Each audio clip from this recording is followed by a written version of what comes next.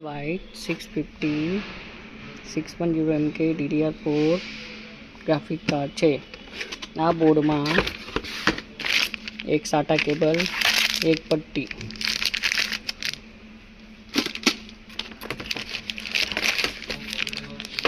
આ બોર્ડ છે gigabyte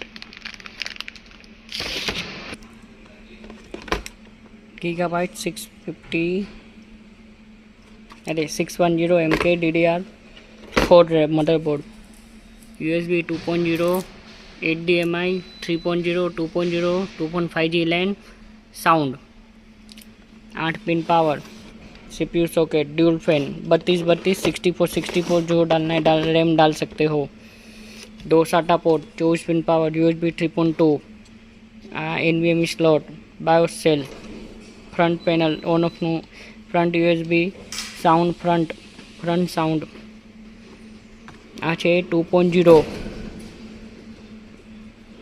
motherboard. હવે આમાં આપણે i5 12 બનાવવાનું છે। i5 12 12400F processor, 1800 pin, 12400F। આમાં ઓન બોર્ડ ડિસ્પ્લે નો આવે, એની માટે કમ્પલસરી ગ્રાફિક કાર્ડ જો F સિરીઝ એટલે ગ્રાફિક વાળું board, without graphic CPU install કરીએ। આ લાગી ગયું, આ થોડું હંમેશા ટાઈટ બેસે, ફરીથી ચેક કરી લેવાનું, 2 વાર ચેક કરી લેવાનું। હા, જો આખું આમ ટચ હોવું જોઈએ, ટચ।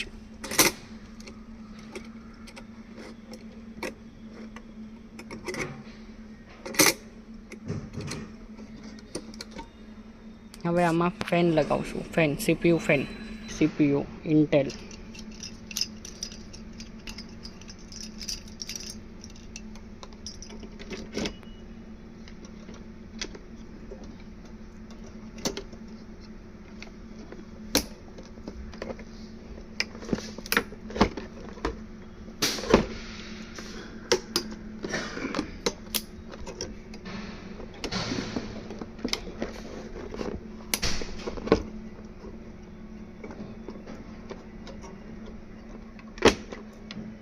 આ બધી પિન છે ને બહાર આવે રીતે, ત્યારે એકદમ ઓરિજિનલ લોક થાય। જો બધી પિન બહાર છે, મતલબ પિન પ્રોપર ફિટ થઈ ગયો છે। હવે વાયરિંગ કરવાનું છે।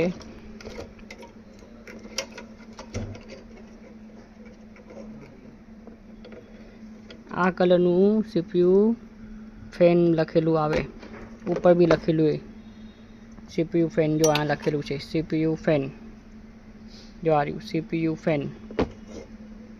હવે આમાં 16GB RAM, Kingston 16GB RAM છે।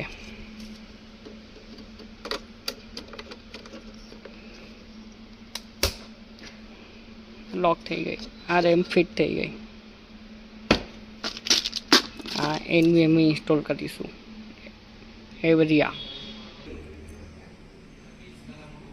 Circle play level up gaming cabinet, AMA ZR X1 RGB cabinet છે with RGB fan.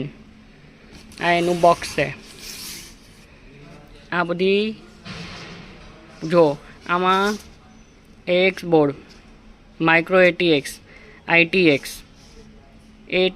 Board, micro ATX ITX motherboard fitting થઈ। 2 3.5 hard disk, 2 2.5 hard disk, 2 extra slot 7, USB 2.0, 2 USB 3.0, 1 piece, type C नील એટલે નથી। HD audio, 3 RGB fan, આ બધું specification લખેલું છે। આને ઓપન કરીએ। અમેઝ X1 RGB ફેનની સાથેની કેબિનેટ છે। Circle cabinet, 1 fan, 2 fan, 3 fan. જો 1 2 3 ફેન, આ ચોથો ફેન।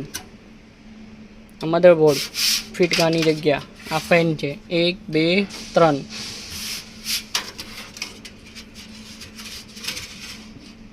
પાછળથી આવી દેખાય છે।